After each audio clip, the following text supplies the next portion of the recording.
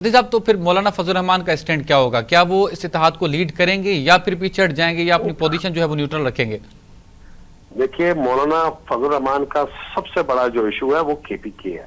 सही। मौलाना फजल रहमान साहब की जो 2-3 दिन पहले कौमी असेंबली में जो तकरीर है, अगर आप उसका बगौर जायजा लें तो वो कोई ढकी छुपी चीजें नहीं है। उनको मसाइल या जो वो ग्रेवियंस है वो सूबाई मामलात के ऊपर है। वो जो उनके बहुत सारी बातें ऐसी हैं जिनसे आप आंखें बंद नहीं कर सकते। वो जब अमन अमान की बात करते हैं तो वो कौमी आवाज है। उसमें वो ये कहते हैं कि वहां पर जो थाने रात को कई अजला में जो है वो बंद हो जाते हैं। जब वो ये कहते हैं कि वो जो फाटा का इलाका है उसका जब अदगाम हुआ था तो हमने उनको कोई वो सहूलियात जो वादे किए थे वो पूरे नहीं किए। वो जब कहते हैं कि कोरोना एजेंसी में लॉ एंड ऑर्डर की जो वो सूरत हाल है तो लामाला वो नाम लें या ना लें, तो वहां पे वो ये सवाल तो उठता है ना कि केपीके में हुकूमत किसकी है। केपीके में सबसे पहले अमन अमान जो वो बरकरार रखना किसकी जिम्मेदारी है? जाहिर है सूबाई हुकूमत की जिम्मेदारी है। और सूबाई हुकूमत के नीचे जो है वो ज़िली हुकूमतें आती हैं या जो डिस्ट्रिक्ट एडमिनिस्ट्रेशन है, तो वो उनका इशारा उस तरफ होता है। लेकिन क्या पीटीआई उसका नाम लेती है? नहीं लेती। क्या कोई और जो वो उनके को वो है वो लेते हैं? वो नहीं। वो घुमा फिरा के अगर आप देखें तो वो बात सिर्फ बानी पीटीआई की रिहाई की करते हैं। इसके अलावा मुल्की मसाइल, महंगाई, बेरोजगारी, अमनो अमान, इससे तो बज़ाहिर कोई ताल्लुक वो नजर नहीं आ रहा पीटीआई का। सही। अच्छा सतीश साहब, बस आखिर में मैं आपसे कमेंट लेना चाहूंगा। पहले कहा जा रहा था कि बानी पीटीआई से मुलाकातें नहीं कराई जा रही, तो हमने अभी खबरें सामने आ रही हैं कि बुशरा बीबी की शायद मुलाकात हो गई है। और अभी एक हामिद रजा साहब ने एक स्टेटमेंट भी दिया था, तो वो कह रहे थे कि बानी से वक्त मांगा जा रहा है। तो आप समझते हैं कहीं ना कहीं बैकडोर पर अभी भी जो है वो बातचीत का सिलसिला जारी है?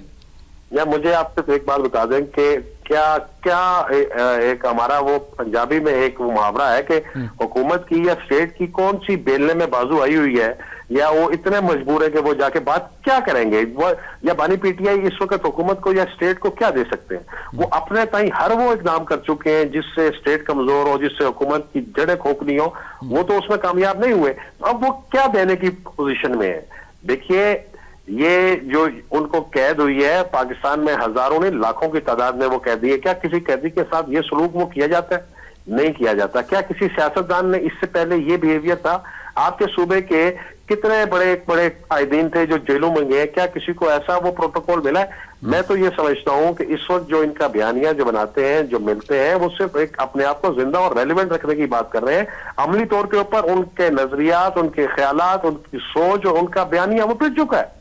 और दूसरा, अभी हुकूमत तो देखें, ये माशी तौर के ऊपर भी बेहतरी आ रही है, अच्छे इशारे मिल रहे हैं, जो मुल्क है वो ग्रोथ कर रहा है। और जो वो आलमी सूरत हाल है उसके अंदर भी कहीं आपको बानी पीटीआई फिट होते नजर आते हैं या किसी भी और उसकी कोई वो जरूरत है? मेरा नहीं ख्याल है। और अगर है तो सिर्फ उनको है जो प्रोजेक्ट गोल्ड स्मिथ को लेके वो चलना चाहते हैं, जिनका जो मुतमा नजर है वो पाकिस्तान को डिस्टेबलाइज करना है। तो क्या रियासत में इतनी जो आंखें बंद वो थोड़ी की हुई है कि उनको पता नहीं है कि ये क्या हुआ है? उनसे जो गलती हुई थी उसका अजाला भी उन्होंने किया, सारा कुछ किया, तो क्या उसको दोबारा गले लगा लेंगे वो? मेरा नहीं ख्याल कि ऐसा होगा। अच्छा सतीश साहब, जो इस्लामाबाद हाई कोर्ट के एक्टिंग चीफ जस्टिस अभी हुए हैं सरफराज डोगर साहब, उन्होंने नए रजिस्ट्रार की जो है वो मुकर्ररी भी की है। तो और उन्होंने एक स्ट्रेटेजी बनाई है केसेस की। वो कह रहे हैं कि पहले वो केसेस सुने जाएंगे जो पेंडिंग में जो सालों से रुके हुए हैं। तो अभी पीटीआई ने जो है वो उनकी तरफ से भी एक दरख्वास्त है 190 मिलियन पाउंड केस की सजा के हवाले से, मौतली के हवाले से। तो अगर आप समझते हैं अगर ये पुराने केसेस चलना शुरू हुए तो फिर ये केसेस जो रुक जाएंगे और जो रिलीफ हमने देखा कि मिलता था वो खत्म हो जाएगा फिर?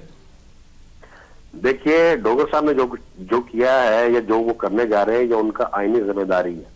उनकी जिम्मेदारी है कि अगर वो किसी इदारे के सरबराह है तो जो पीछे बैकलॉग लगा होगा उसको वो खत्म करें। हमारे यहाँ तो 1.5-2 साल से ये हो रहा था कि सिवाय बानी पीटीआई और उनके मुकदमात और उनके जो वो किचन कैबिनेट है उनके मुकदमात के अलावा कोई और चीज आपको कभी नजर आई है? तो क्या हम ये कह सकते हैं कि पाकिस्तान के मसाइल सिर्फ यही हैं जो बानी पीटीआई से मुतल्लिक़ है? यकीनी तौर पर ये नहीं है। ये बड़ी बदयांती होगी कि अगर हम बाकी वो लोगों को छोड़ के सिर्फ एक ही केस को देखें।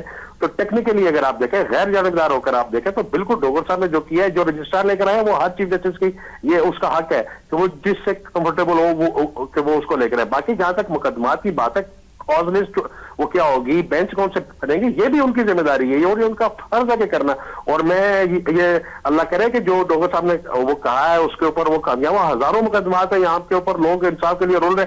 जेल में लोग जमानतों के लिए सड़ गए हैं यकीन जाने, छोटे छोटे उनके वो क्राइम है। लेकिन यहाँ पे 1.5-2 साल से होता ये रहा है कि बानी पीटीआई और उनके हवारियों के अलावा किसी को कोई नजर नहीं आता था।